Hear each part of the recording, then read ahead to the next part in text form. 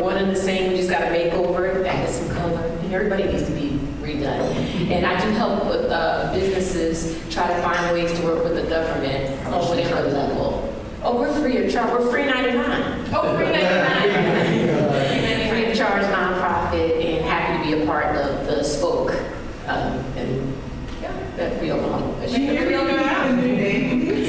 repeat the new name? Because I keep getting that. Apex Accelerator. Now we're just going to Washington Apex, but again, we're one and the same. Many people were just trying to make sure they make the connection so they don't think that we're a totally different organization. Thank you. So thank you.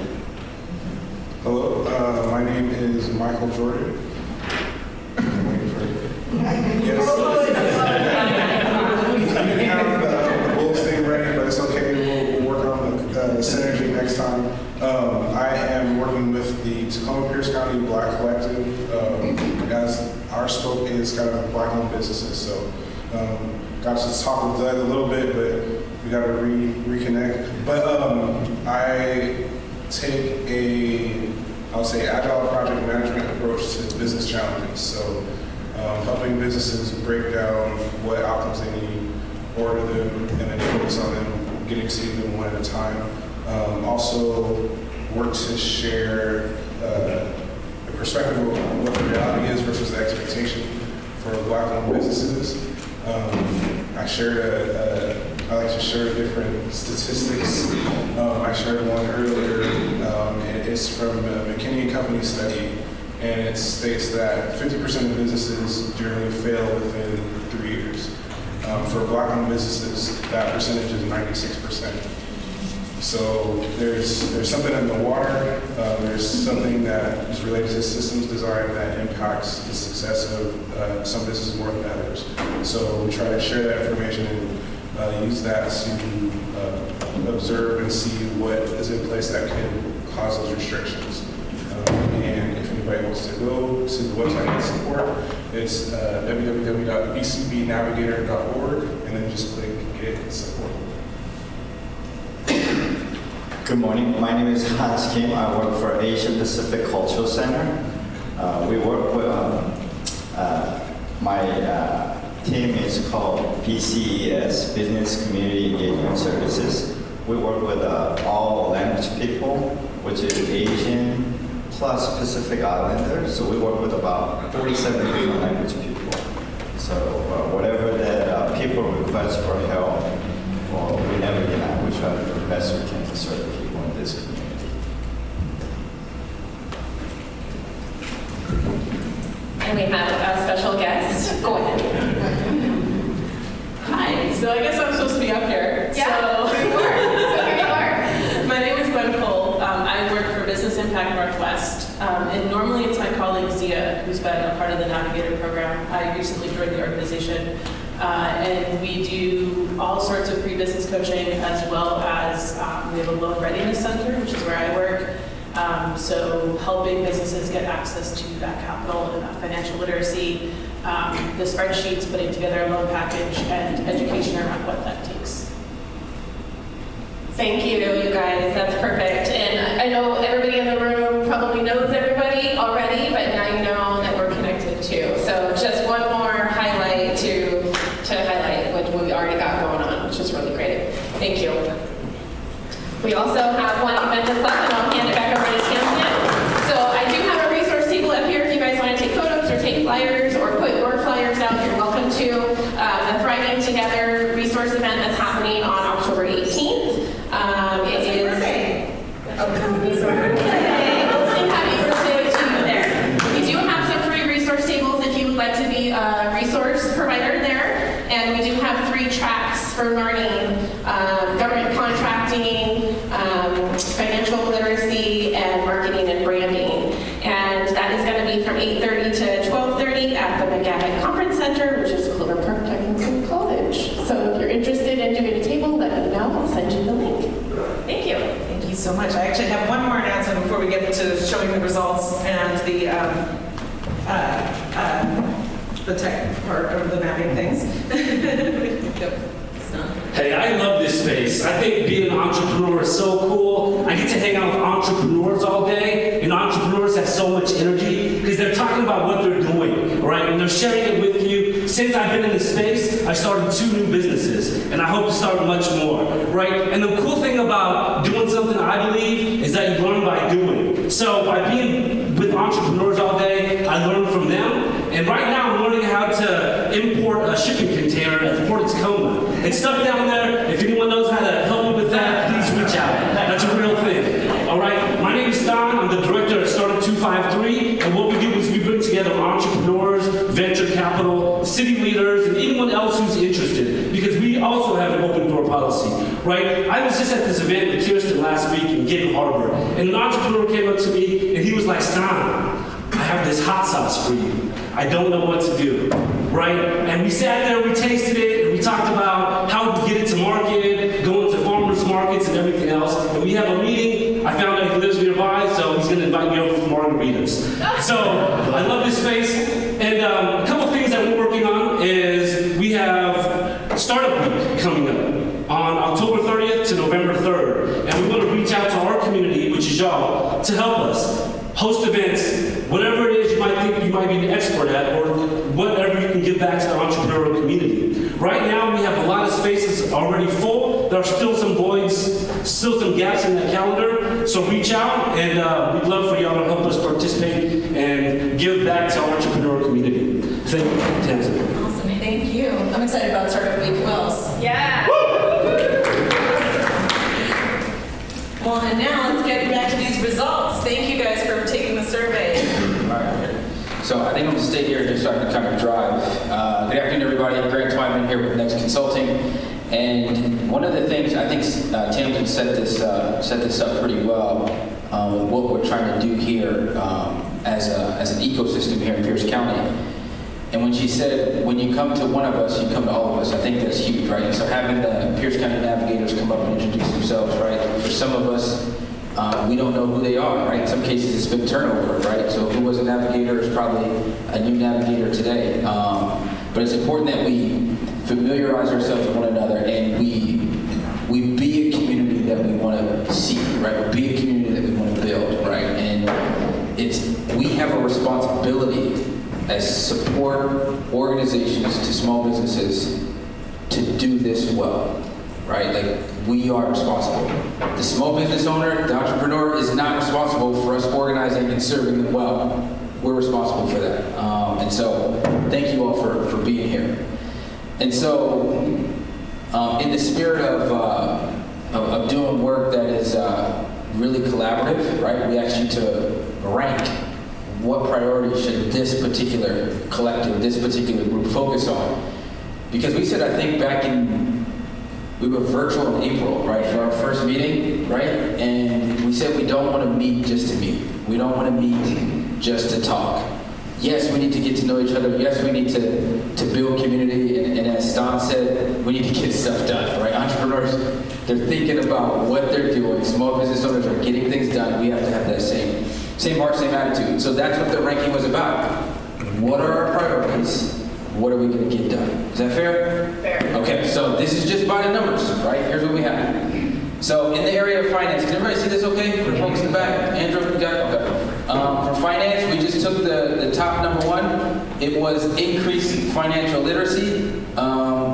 What folks are probably meaning by that is for small businesses, right? For entrepreneurs, increase their business financial literacy. Number two, improve access to funding and identify funding sources for early stage entrepreneurs. I could comment on all of these. I'm going to try not to, Tim, just for the sake of time. And then the third, in terms of ranking, was remove barriers to capital, right? And so here we're for sure thinking about what are the access paths, right, to folks acquiring capital for operations, for expenses, for staffing, right? We know they're out there. Some of us work in that specifically. How are we creating bridges for folks to in our community to have awareness and to also access? Okay, and then human capital. Priorities number one, training opportunities post-accelerator. It's been, accelerators and incubators are huge and for sure essential. Sometimes it can feel like a drop-off for small business owners after it's over, like, okay, what next? What do I do with resources? What do I do with this training? Do I just go back to swimming alone?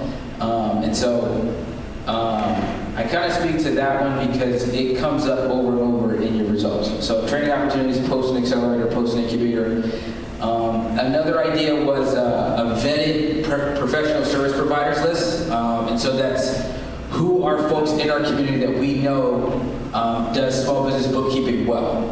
Who do we know that is really good at graphic design for the small business owner and is not going to charge them $350 an hour for a brain refresh and they can't afford that in the first place, right? Like, so what's a vetted list that we can curate and be loosely kind of like responsible for, right? Small business owners still need to do their own due diligence, but what kind of list can we curate to share that folks can easily access? And then improve connections to resources and mentorship. I think that goes without saying. In the support category, number one on the list was developing this ecosystem, right? So we hear you loud and clear. The vetted PSP list comes up again, and then the post-accelerator, post-incubator training comes up again in the support. You have a question? Yes, ma'am. Just a little comment. The element that says training opportunities post-accelerator, I think it actually said pre and post. Oh, okay. And I think the pre is equally as important as the post. Yeah. Because you have a lot of entrepreneurs that aren't ready for a 12-week or whatever long the accelerator, but there's coursework and training that will be beneficial to help them to leapfrog. Yeah, that's to really get to it. I think that's a really good comment. And so I'm gonna, Tamsin, if you can make a note of that, and then I'll change it in our document. But I appreciate that, Tracy. And I'd also like to add, we need a system for starting up, for scaling up, and for stepping out. I feel like none of our startup things include disaster response, resiliency, or how to exit your business. And that could be a 7-year process. So, just, anyways, Yeah. we'll make notes. Thank you for that. That's a great one. I lost where I was at. Am I at education or support? Education. Let's jump to education. Increase multicultural inclusivity, regulatory navigation, training opportunities post-accelerator. We'll add the comment pre and post-training, right? Because there's an ideation phase, right? There's some prep that should go into before somebody jump into that level of commitment. And then policy, your top 3, remove barriers in procurement and incentives for developers to be small business friendly, address vacant properties, and then number 3 was home incubation, which we have the comments from some folks who brought that up on the whiteboard in the meeting in June, so we understand what's happening there. And those are our results. Questions, comments, thoughts? Does this look accurate? Are we missing something? We're missing something that I forgot to put on there. What? Helping public and private entities increase their vendor diversity. To be more inclusive of small businesses, startups, and bi-coastal businesses too. So I feel like that should be on there somewhere. But that was under policy change. Okay, we'll add that to policy and make that a priority. Visibility. If you were a small business owner, like the first start of your business, you have no idea that any of these resources exist. You don't know how to find it. You don't know how to find help or what question to ask. You just know that you need help. So I would think that before you can get to any of that, just need to be found and like visibility. The small business or the support? The support organizations, like billboards coming down I-5, whatever it takes to be visible. That's always the hardest part. People don't know what they don't know until they find this. Is your first thought when you're starting a business and you have an idea to think, I'm going to reach out to the Economic Development Board for developers? Or even economic development at all? Your first thought is always what bank is going to give you the most money. Exactly. Not realizing that that's not even an option. Yeah. I think Should be an that option. Should be. it's Don? I think you've done a great job with this. Just an additional thought we could throw into it another day is existing small businesses, especially black-owned small businesses, as Michael pointed out, fail at a very high rate. Mentorship for those existing businesses could be a very valuable thing. Well, and I'm glad that you brought that up too, because the Black Project did an amazing research project with Christina Blocker over there, so thank you for being here. And Would you guys be okay if we shared that research with the group here? Excellent. So in the follow-up to this meeting, we'll share that document out far and wide so we can start thinking about the policies. And there's a lot of really important things in there. Disproportionate impacts of crime, for instance, that really hurt these businesses. So I think that that's something that we need to share far and wide. And we'll get that out to you guys after this. Wendy, if you'd like to say something about it, please. Yeah, I just wanted to just add one note. I know that I've heard some conversation about the vendor list, and I think one thing to be mindful of is even if Black businesses or BIPOC businesses are added to those lists, there's still a perception, and this is just from DEIA clients we've worked with, are these folks as good as the other folks on the list? So there's that other barrier. So I think when we think about the vendor list, what also are we doing to ensure that the organization and the folks that make those decisions have done some work around mindset and bias to ensure that, oh, well, I don't feel like I'm minimizing the kind of work I'm looking for because I'm working with the BIPOC business. So that is a very real barrier that folks face. Absolutely. Yeah. How do we get gatekeepers out of procurement? Yeah.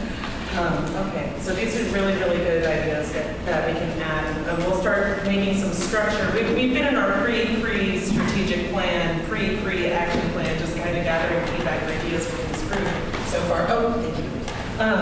So we'll put these things together and kind of share out how we can organize. So, oh, sorry, I'm going to plug back into.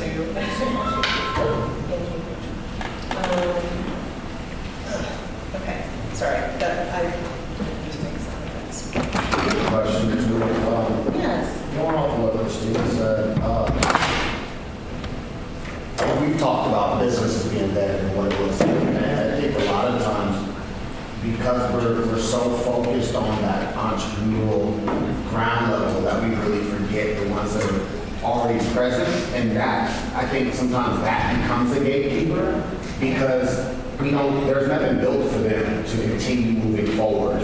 And so, it's like in service provider work, we sit and we go after the minus 200% in the economy so we can upskill them all we want to. Right. But if you're bottleneck and we're struggling at minimum wage and trying to find something as well, there's never going to be a gate that allows you to come into what's already present. When you said start up, step up, and then step out, it's sort of that same mindset. It's like, okay, what's happening here to continue moving forward? Just like a first-time buyer, you buy a small house. You hope that the economy is enough for you to get to the next house, which allows you to raise your family, but it also makes room for the first-time home buyer that may not have had the opportunity because all the houses are bought up because you can't afford what's next.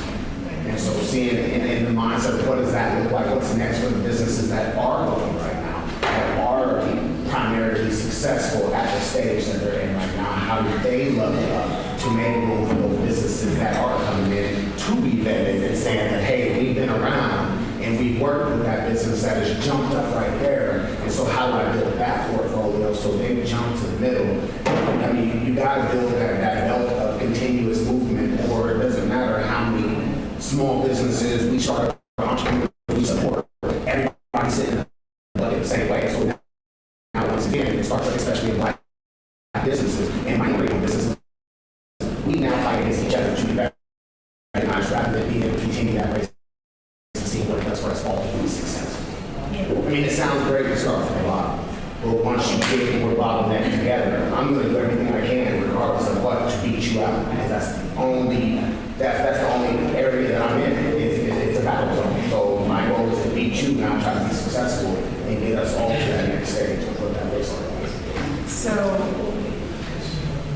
I want to make sure I'm understanding. So, like, just having that support for existing businesses, and I think the SBU term is like a gazelle phase, where they're revenue generating, or they're getting ready to hire, they're expanding, they're going to that next phase.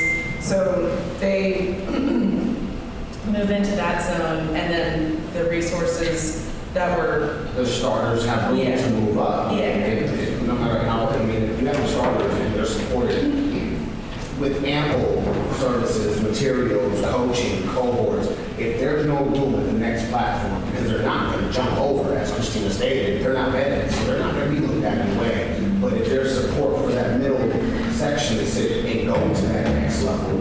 Again, you can start and you have that continuous movement of growth and you don't become stagnant. Okay, yeah. I like that. So that is kind of related to our like post incubation,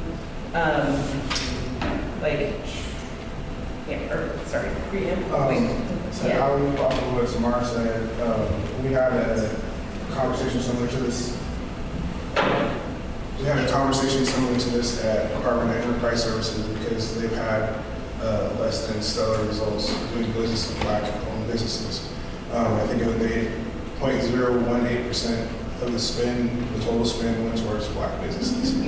And so one of the things I mentioned is that, like Tamara said, people doing business with businesses at different tiers, where are the contracts that can support or go directly to those tiers or levels where somebody can move from small business to medium, large, or wherever, but you create a space where, hey, these type of projects or these types of budgets, we'll focus on these groups that are in this space instead of the largest places sopping up everything because they have huge contracts and they have economies of scale that allow them to have cheaper rates than businesses that are at those lower places. So creating space or in an ecosystem, say a nursery, like where is the space for these people of this age group or size or capacity to get the space to grow roots and produce like they should. And if we're making it inclusive for everyone, we have to understand the environment and how it impacts everyone as well. And that's it.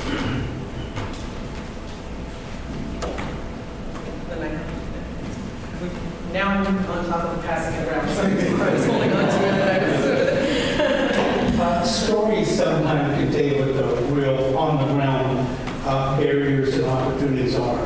And I think this is inappropriate to tell it. There is a catering company, woman-owned, that's probably graduated from 4 or 5 of our programs in the room. Like 2/3 of the people know who she is.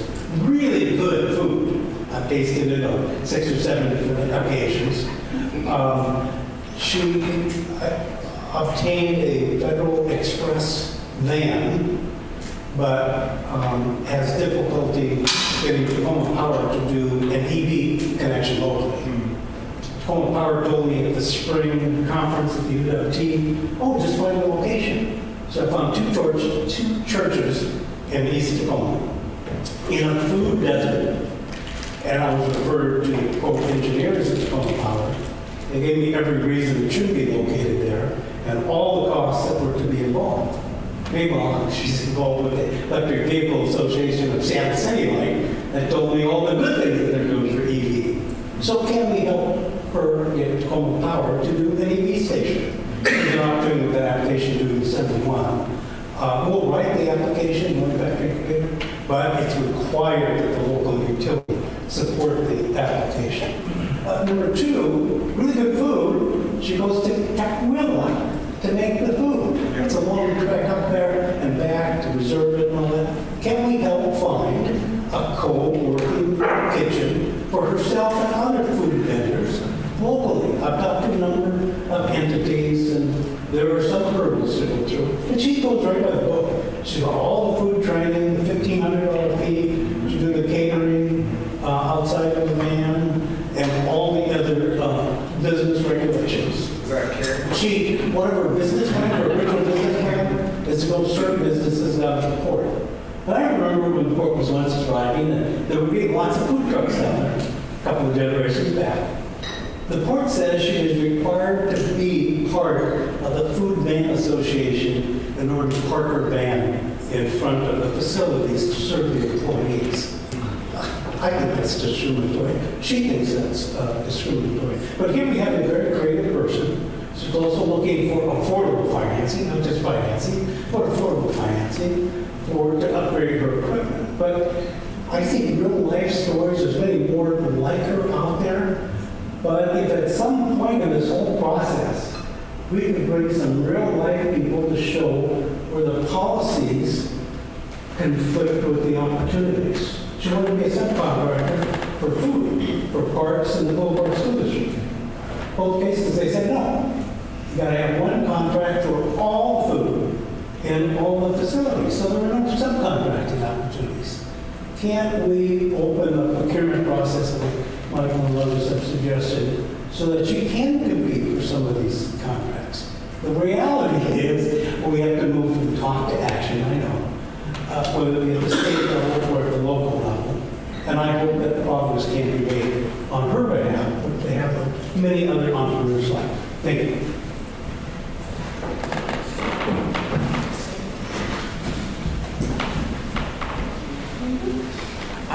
Thank you so much for your comments, Tamar, Tim, and Michael. There's a few things I want to note. So based off of the most recent MBDA data, which unfortunately is 2018, which is already problematic, 63% of BIPOC-owned businesses in Washington State make an annual gross revenue of $50,000. These are businesses that are only capping off at $50,000. So going back to what Tamar said, we recognize, if we're thinking about that, right, there's a far smaller number of folks that are making more than $50,000 a year in their business. And going back to what Tamar said, we don't have infrastructure to support those businesses.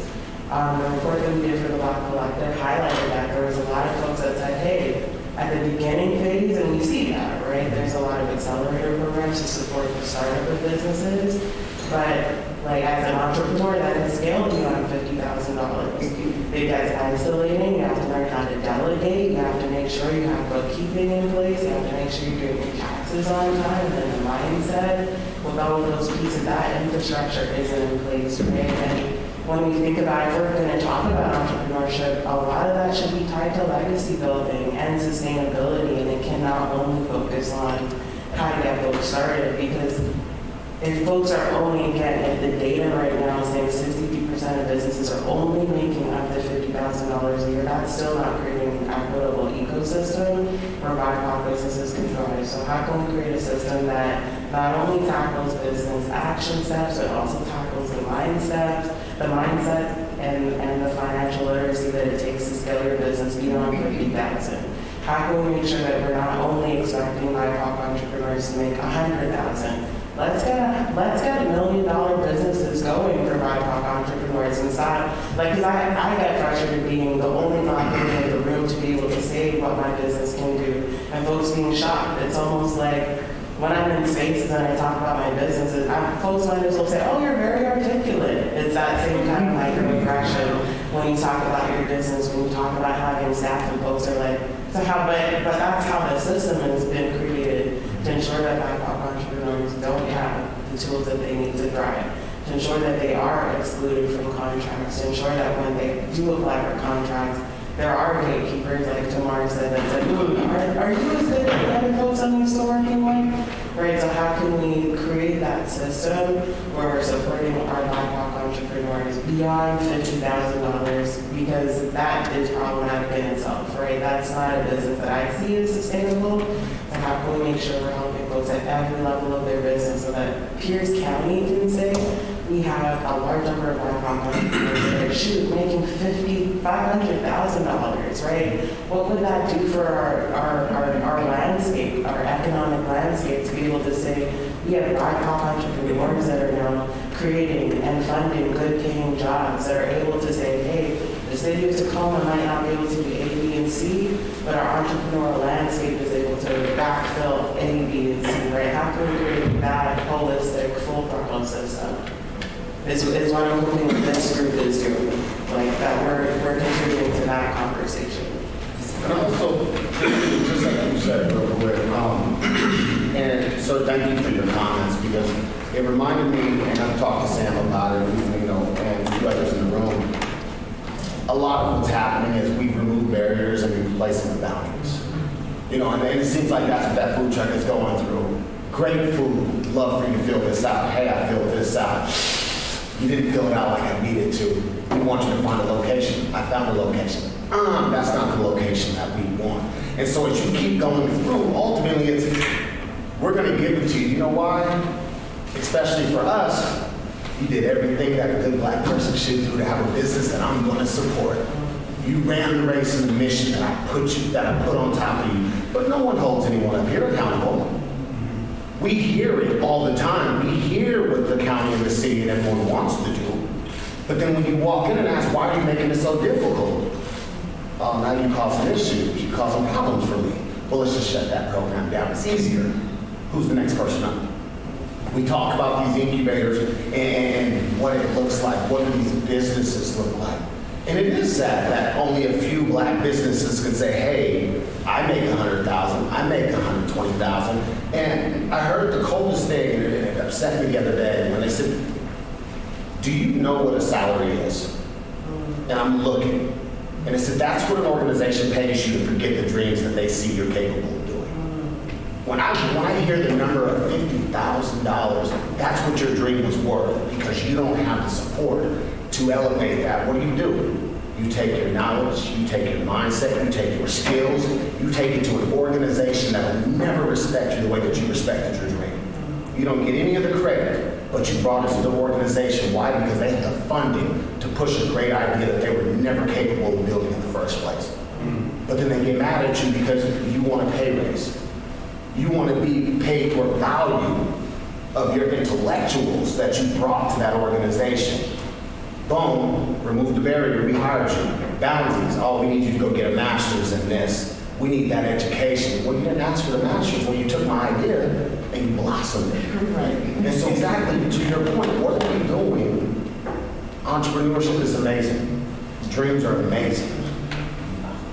But what are those levels looking like in support all the way through? Because we have a bunch of support for people that don't have jobs.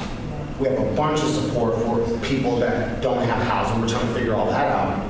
But what about the section that does have housing, but they have a 1-bedroom with 4 kids? What about the ones that do have a job, but they're only making $23,000? They're still in poverty, but they make just enough to not be supported. Or you're just successful enough to not be supported or thought about. Then you fail. And the question is, well, if you would have did it this way, maybe you would have won. Well, if you would have opened the door and stopped putting boundaries in front of everything that I'm supposed to do, then we could win and we could be sustainable. But if we walk down our streets, all we see is colored businesses over and over and over. What happened to Miss Jones? Man, I brought my cousin in town because she had the best spaghetti. They closed us down because we weren't getting the traffic. We couldn't be open at 7 o'clock or 8 o'clock because that wasn't to the standards in the area that I happened to be in or I was able to be in doing the sunset. But I had permission to operate it. But I have to operate under their rules. And when I don't play by their rules, we all know what happens. You get kicked out the game. And then you stop dreaming. You stop supporting this economy. And you know what happens? The great ideas go to Seattle. They go to Thursday. They go to the places that they can go make more money or be supported. And we're sitting here spinning our fingers once again on why we can't keep and establish businesses in somewhere. We shouldn't have to leave here to live here. But it happens all the time. I love Tacoma, but I live in Frederickson. I shouldn't have to be there, but I can afford to be there. Those are the things that have to be talked about if we're talking about supporting business. You got to have the open truth and be willing to call out some of the things that are happening and some of the barriers that continue to be placed on a lot of the great work that each of us are doing. What do we do next? You can be great at what you do now, but what do we do next when we get the questions of, I did everything you told me to do. Now what? I don't know. You don't fit our program no more. I think Well, I'm I think that you actually hit something really valuable that this group can do. And I think a lot of the times, and this is from my experience in Seminole County government, I'm not going to say anything about any Washington or city government because I haven't worked in there, but in Seminole County, back in Florida, we had the Economic Development Office and the Regulatory Office just never talked. There was no stewardship, there was no shepherding people through permitting processes, there was no regulatory assistance and liaising. And I think this is something that each of us kind of wield our own sphere of influence with regulatory offices, whether it's food or we have Becky here from the city of UP, something, so we can have that connectivity and stewardship from those offices, then that might, so I think that's a really, really excellent point that we should make an action step and how this group can help have those regular meetings with regulatory people and be that liaison connecting business to government so we can help increase that stewardship and reduce boundaries and barriers.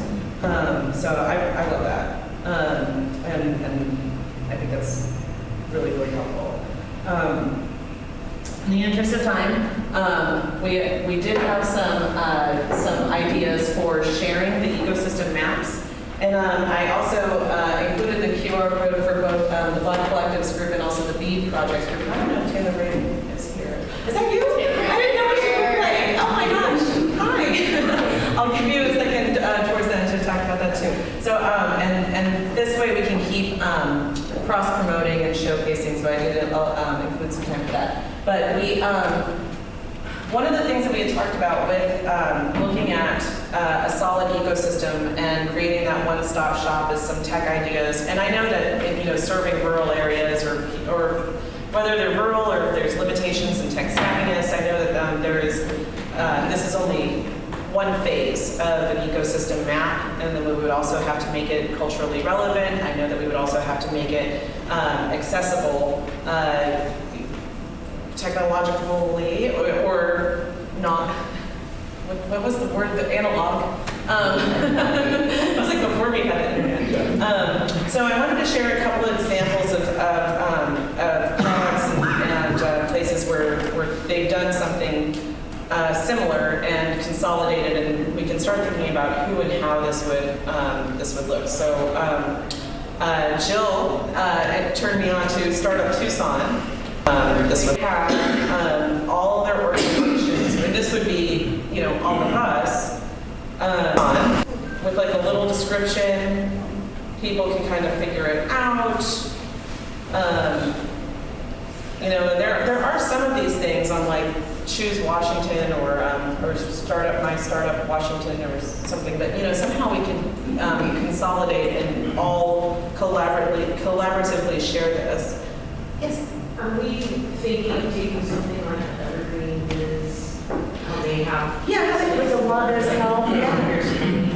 Well, this is kind of the session where we're going to think about that all together. So, I'll run through these examples really quick, and then we can think about how big or small we want to make it. So some of these are, because that was definitely something that we all agree upon. We all need to know who we are, how to get the word out, and how to share it. So just trying to find platforms that would work for each of us, and also, being thoughtful with capacity, budget. But there's about 90 groups that are on this organization list. I mean, if we all put, let's just say we wanted to have, some type of robust 211 business platform. If each of our organizations put in a couple $1,000s, that's staff, that's tech, that's, but who how? Those are the logistical pieces that we haven't got to yet because we're still ideating. And just a question, in this process, is there expectation that we're starting from scratch, or that we are potentially building on something that exists? Like Evergreen, that maybe that's for nonprofits, and we do that for something else. Are we looking to build upon? I don't ever want to reinvent the wheel. Oh my gosh, no, yeah. I think and this is kind of also the purpose of pulling all of our resources together. There's a lot of people, when you were doing the ecosystem mapping and somebody else started up, and I was like, and then I think that's when we first, wrangle all the kittens. Everybody just put their info into, I'm sorry, my hand is like, okay. Send your info to Michael so we can just have one person do it, and we can all just support that. And instead of duplicate, not that there's anything wrong with duplication. That's Grant has taught me that duplication is a good thing, but consolidation, collaboration. There's a company called Size Up. I wanted to just kind of run through with you. I'm not a Size Up vendor. a tool that I used back in Florida and also up in Skagit County. And so I can just do a quick run through, but I'm not a salesperson for this. But what this platform does is it allows businesses to basically just put in their ideas, and it will walk them through step by step what they're thinking. So if they wanted to do some market research, figure out where their target markets are, and this can be any type of industry at all, it will generate like a PDF that they can take right to a bank of their business plan, their market analysis, and all this stuff, which is really cool. And then when I was just at IADC conference like a week ago, and I asked the sales rep that we worked with before, and I said, is it possible to take this and populate all of our organizations? So as this person is developing their plan and walking through, it will populate and let them know where to go and who to talk to and what organization is the best fit for them. And they said that they can. I didn't ask them how much yet. So anyways, I just was like, I wanted to kind of share that with you, just ideas of what we can do with this, and just solicit your ideas and feedback, and maybe you guys even have other ideas about that.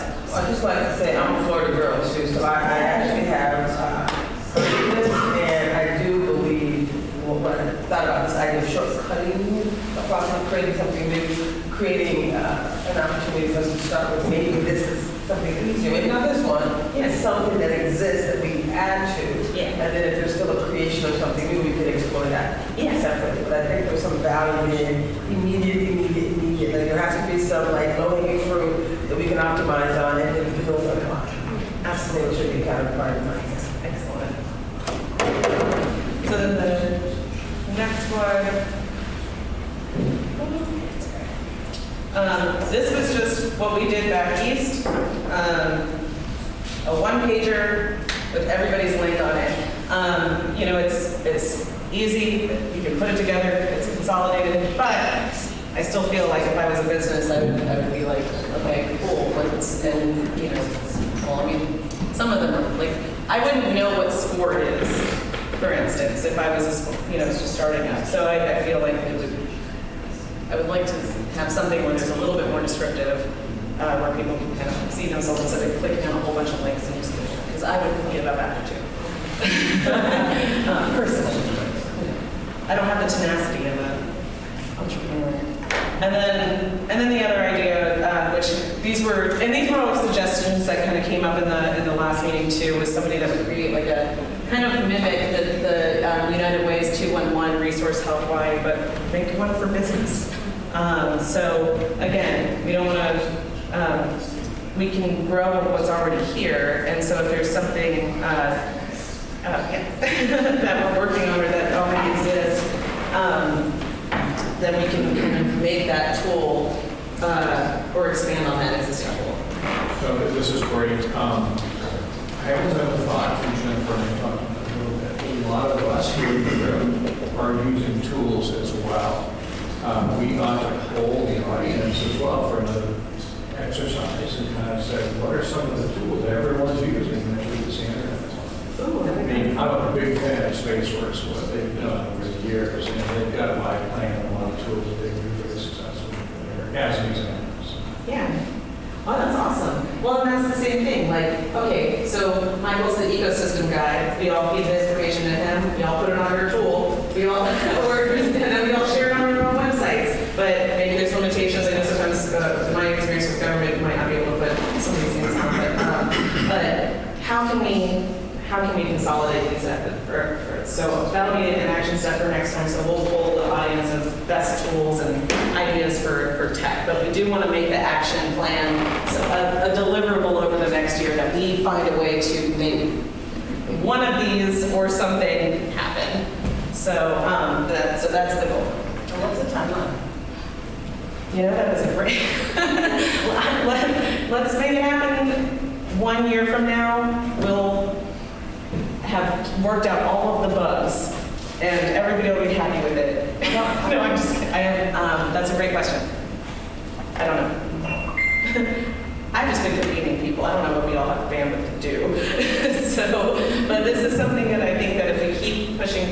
we keep collaborating, we keep coming together, and we identify an opportunity, we can create a budget or expand on someone else's. And then, you know, the purpose of coming together and doing this is so if there's somebody that is already really active, then we are aware of how we can build on that. So yeah, we should talk more and see how we can expand that. Going back to our presentation.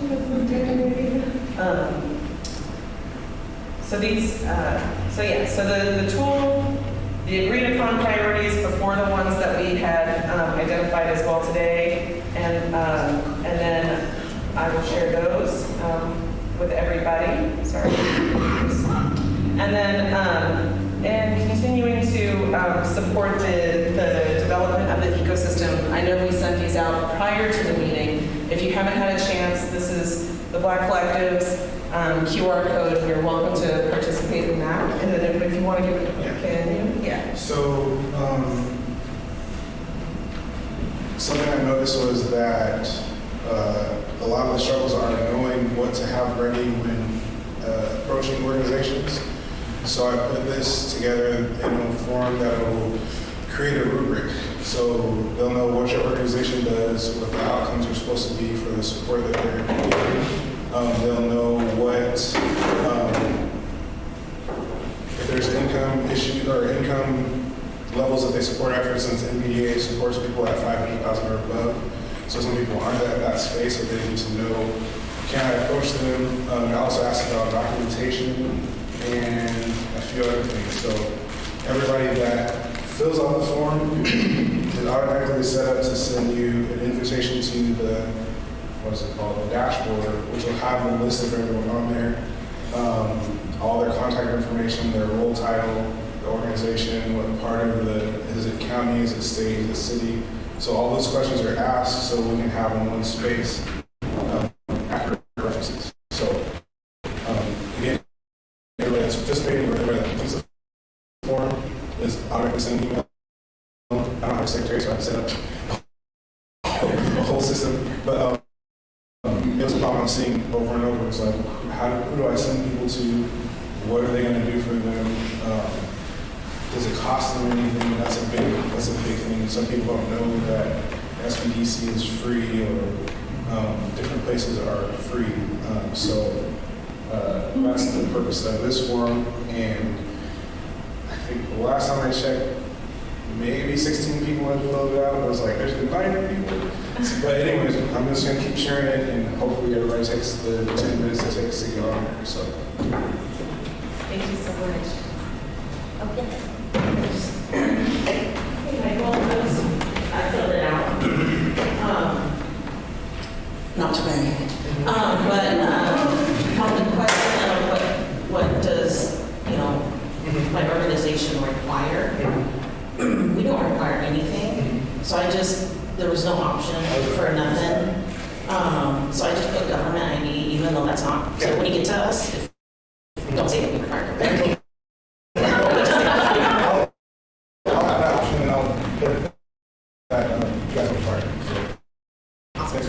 Because also, I give feedback, so I know it's like I created it, it's perfect, but it might not. So you give me feedback, and I can adjust and shift it, and it's already placed, and then everybody has access. And if the email doesn't come through, let me know, or things like that. So.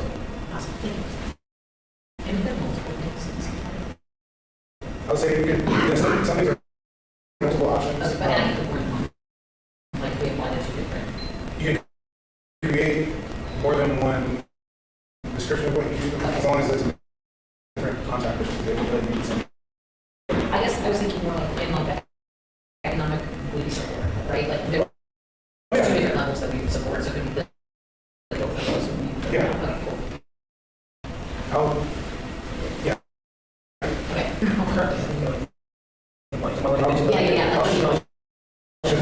Okay, cool. And what did you want? What were you pushing around the revenue?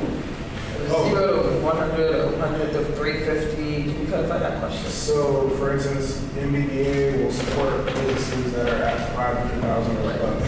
So, if If that's the space where you only support businesses, then that's what you choose. If there's no requirement, I thought it was just mine. If there aren't any requirements, you can just click no requirements. For instance, I don't think EBD is I don't like, think that's something that is an option. There's no question for it. Yeah, because I saw the dollar ranges and I'm like, oh, what they mean? So I think that would. yeah, I'll check that. What's the Wi-Fi password? What was that? The Wi-Fi password you're using? I think it's just your name and. It's secure. Yeah. And then, and I'll also kick it over to Taylor as well, because the B project is going on, and it's a little bit different than just like the collecting of organizations, so I wanted to give her a moment to talk about that as well. Yes. Well, hi, for those that don't know me, I'm Taylor, and I'm new to this group. I'm really excited because we're working on this B project. And basically what it is a business entrepreneurial ecosystem data collection project. And so a big part of it is kind of like what you guys were all saying, is like we need to know both what opportunities are already there and how entrepreneurs are connected to those opportunities in different stages of business. One thing that I see a lot is entrepreneurs, a lot of the same entrepreneurs come to like the same networking events, and they're all really well connected in the same kind of communities. But those entrepreneurs that are just starting out, or that are already developed and kind of past that stage, it's really hard to find support because they just don't know where to go. And so this project is aimed at getting collections of data based on your opinions on where the resources are, how they're connected, and there's so many resources for education, for entrepreneurs, for support groups, for government agencies, but the way that they're connected, there's a lot of different opinions out there. And so if we know how well they're connected and what your opinions are, then we can come up with solutions and find out how to make it better. So if you could take this survey, it'd be really helpful. It's really hefty. It's about 15 minutes long, but it covers a lot of bases. It covers a lot of industries, and it's going to be really helpful. William Factory has been working on this project for about 2 years, and at the end of the study, it's going to be analyzed by 2 really great MBA analysts, and it's just a really cool project. So I'm excited to wrap it up, and I think this room is completely perfect for the type of opinions that we need to gain. So I have a question about the B project. Is the B project Tacoma or Pierce County based, and then what are the outcomes specific to Pierce County? What do you all expect to get from the data that was specifically researched for Pierce County? Yeah, so it is specifically Pierce County, and there's a lot of statistics on the B project website, which I can give to you after. I have a QR code for that as well. But there's a big disparity between King County and Pierce County. And like you had said earlier, like we shouldn't have to watch as we prosper and we grow, and then everybody that prospers and grows moves to Seattle or moves to Thurston. And so it's kind of a good test and a good way to find solutions on how can we start keeping more of the talent that's grown here, and how can we foster a better community of entrepreneurship so that we can really foster that community here.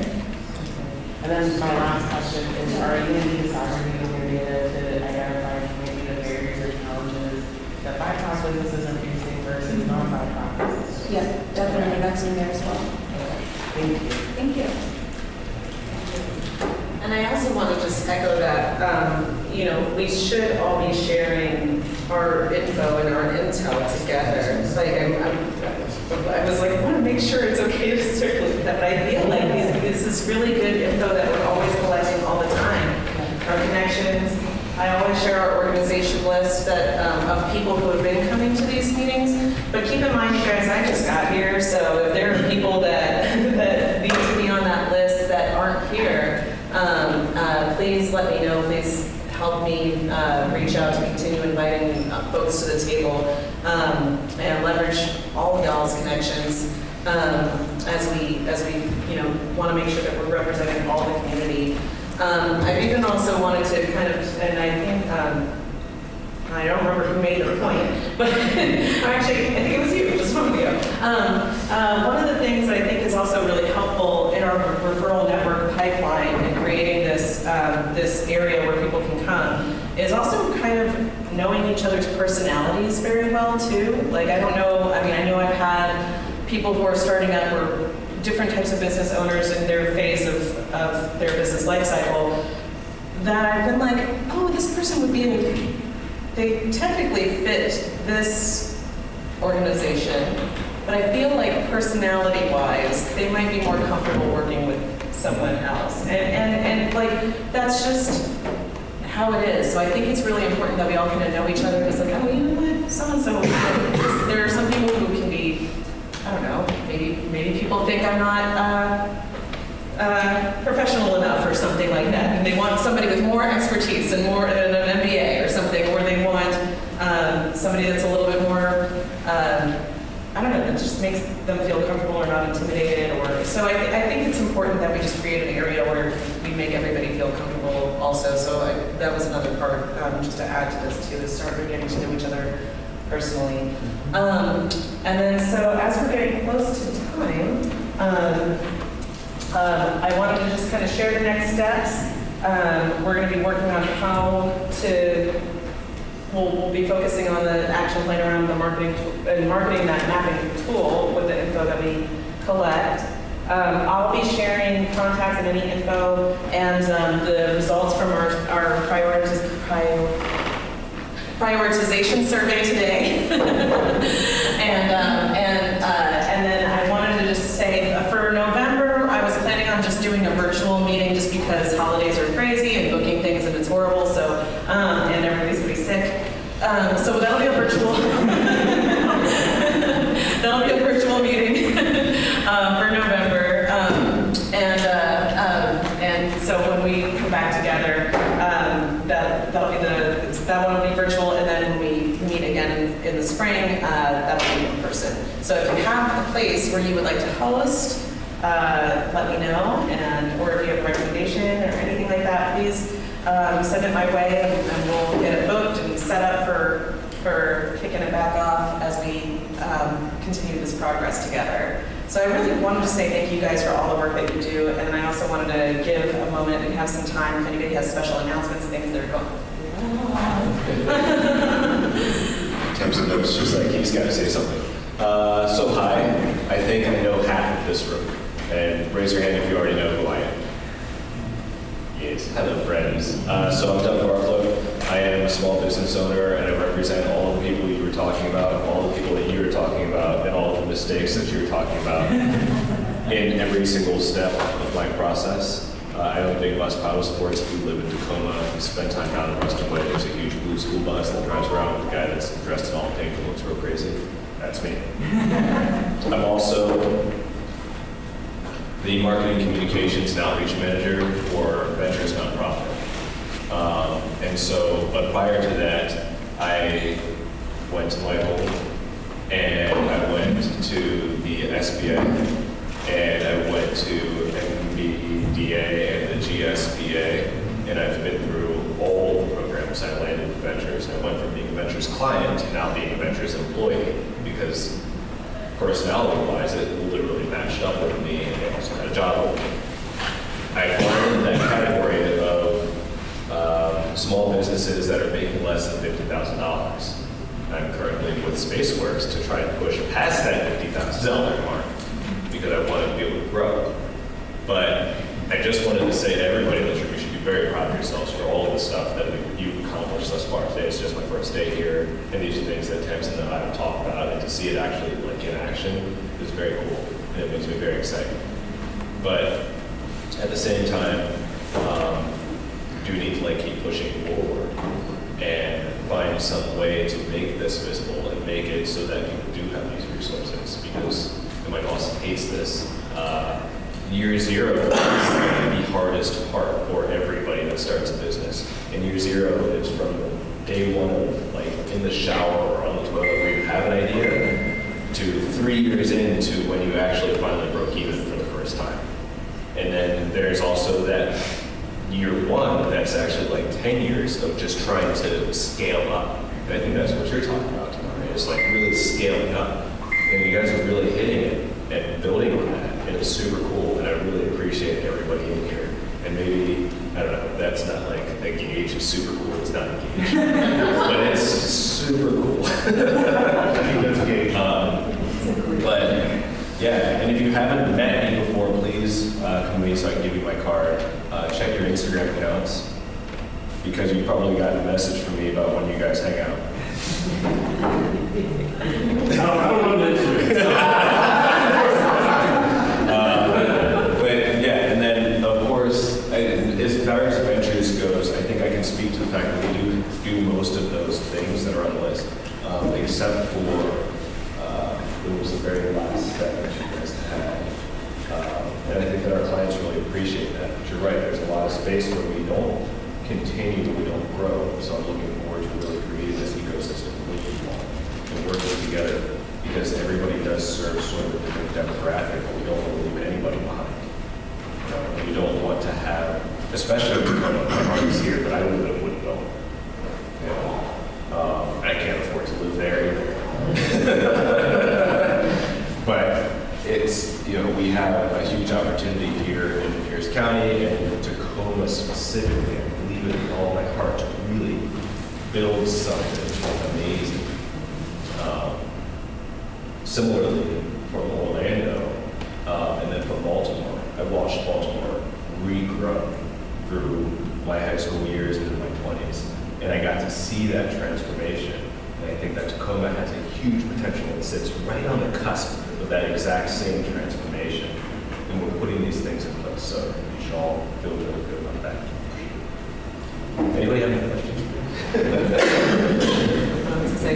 We're both from Baltimore and Orlando. That's actually very good. So I guess that's the natural order of things to Tacoma.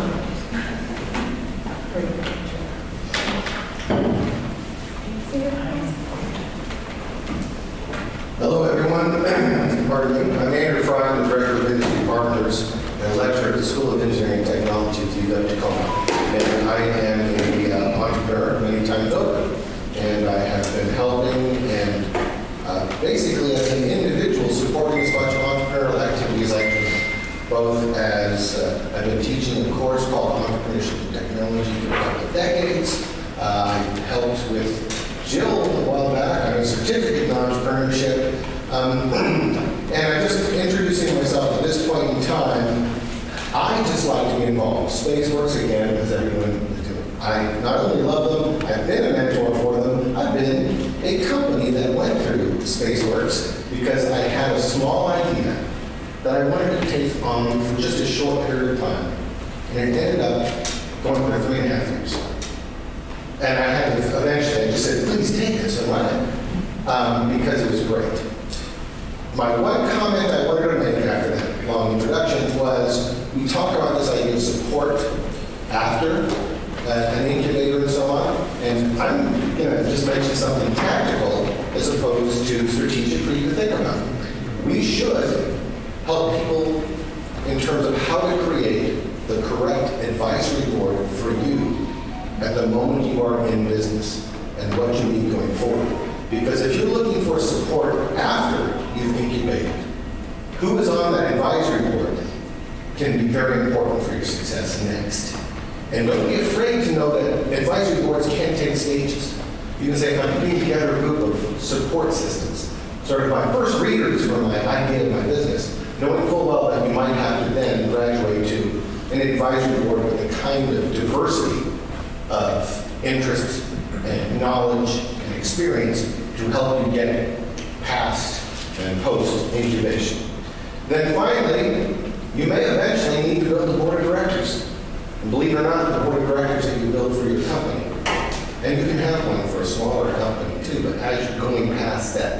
decay into the 1 million and so on and so forth, especially if you incorporate, you'll need a board of directors, possibly. They're not necessarily going to be your advisory board either, because it's a different stage. I just say there should probably be some interest in a little bit of investigation, perhaps some training into how to take someone who's got a great idea and help them understand how they can take advantage of all of these folks and advise them throughout to their big success. That's just think about that. Thank you. Hi, good morning, everyone. My name is Christina Walker, and I just wanted to invite you all to an event that both myself, on behalf of Momentum Professional Strategy Partners, and Tim Strady, on behalf of William Factory, we're collaborating on an event next month on October 26th from 10 to 12. We all are invited. We're going to be really digging into what's next. How can we continue to build a sustainable ecosystem for BIPOC entrepreneurs? To remind you all to attend, this is going to be a really exciting and engaging conversation. We're also providing food, and so we would love to see you all there. I will pass that information on to you via email, and then I'll also send you the link to the report just so that it's like another QR. But we'd like to see you all there, so just wanted to invite you. Thank you so much, Christina. I appreciate it. Oh, tomorrow. I got one. Yeah, one. Yeah, here, some of y'all gonna have good food. Is it on? Yeah. Oh, Tamar Jackson, Senior Director of Community Engagement for Workforce Central, and I work on Man Sam, but we also co-lead the Pierce County Community Engagement Task Force, which is a holistic approach of how we're serving community through services that they actually need, from employment, education, and training, young adult services, basic needs, health, addressing the whole situation in one space, not just all of the board. So, first, definitely want to invite you guys out. We are hosting our 12th event collaboration for a cause at the Tacoma Dome. You know, it doesn't take the dome over. But it's going to be for community, for Pierce County. When I say we have 12, we've been in different demographics all through Pierce County.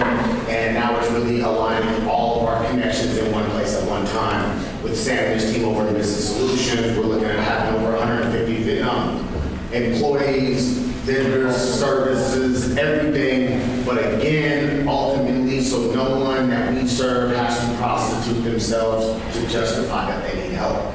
They can go get employment, but they can also get mental needs. They can also do financial needs, education and training, whatever it is. We want it in one place so that they can just holistically be served and feel confident in walking out, but definitely understand that it's about them in this city. So Tamsin, I definitely get you the information. I would love to invite you guys. If there is an organization that you feel needs to be there because they have something to give to this community or an opportunity to give, please reach out. You can sign up as a vendor, you can sign up as a service provider, it does not matter. But collaboration is the new thing, and we have to do it together if we're truly serving this community. So definitely want to get that word out to you guys as well. Thank you.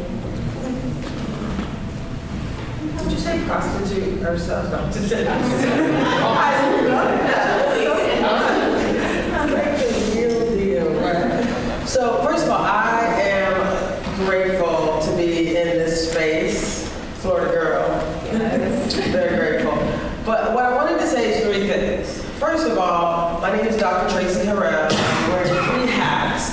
Partially past president of an organization called the National Black MBA Association, MBA for Masters of Business Administration, group that's been around for 52 years focused on economic and intellectual empowerment.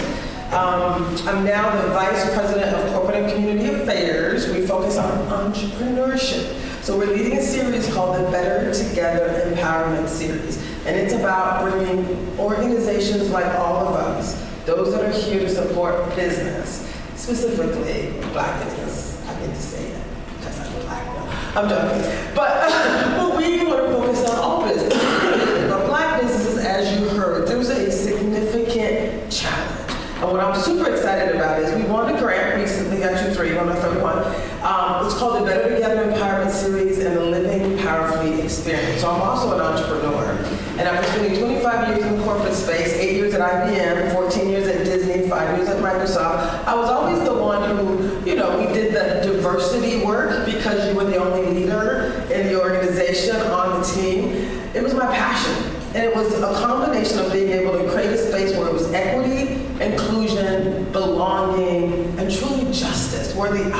nonprofits are different. So the work that we're doing now with the Better Together Empowerment Series and this Living Powerfully experience is about different outcomes. How do we change the outcome? We're talking about systems.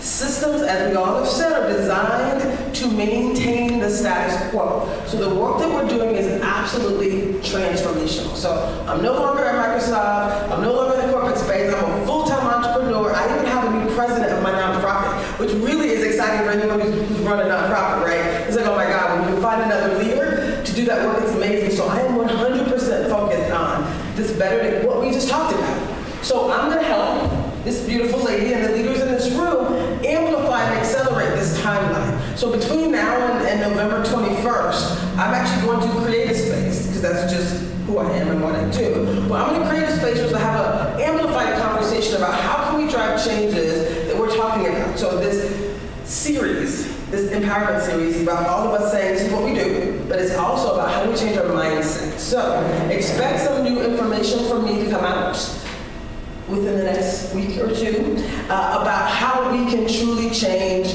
the status quo. So have you all have heard of IQ and EQ for emotional intelligence? What I'm bringing to this community and to this ecosystem is something called PQ. It's positive intelligence. Has anyone heard of positive intelligence? PQ? Yes! See, it's white people. No, I'm just joking. It's white executive. No, I'm serious. Over 1 million people have done it, but they're senior executives. So this has been done in the corporate space with senior leaders and executives. It's absolutely about how do you change the status quo. So what we can do is we can close the gap. So I'm bringing PQ for free because I'm going to get sponsors from people like you, from some people in this room. But we're going to bring it to our entrepreneurs and to those nonprofits. PQ is about, like, it's guaranteed. I got witnesses. 1 million people have done it. We'll send the metrics and the details. It is guaranteed to improve your performance as an individual, your ability to work with your teams, your business, to make more money. It changes. I'm looking at you. It changes. No, because it's about us. We hear the story. People have been talking to, come on now. We've been doing this diversity work for a while. It changes the outcome. Like, that's what justice means. It means they're not the same story and the same outcome. It's the same story with a different outcome. I hear your pain because I felt it myself. Just so that you know, I hear you, I feel you. It's my pain. So when I say I'm fighting for entrepreneurs like me, I mean I'm fighting for all of us, because you're obviously in this room because you care about the ecosystem. So I just want to say, get excited. There's some changes coming. They're guaranteed to work. That's it. Thank you so much. Thank you. I appreciate you being here too. And I got excited whenever I see that 850 area code. Right. Well, I really just wanted to close it out with just giving us some time to hang out, network if you like. We have a little bit of time left, but and there's plenty of snacks. So please enjoy yourselves, and I really do appreciate everybody coming out, supporting this work and this collaborative effort, and then I'll follow up with reports, data, results, special events, and the contact list. So thank you guys so much. Feel free to hang out or you know, go wherever you want to go. Yeah, yes, cheeses.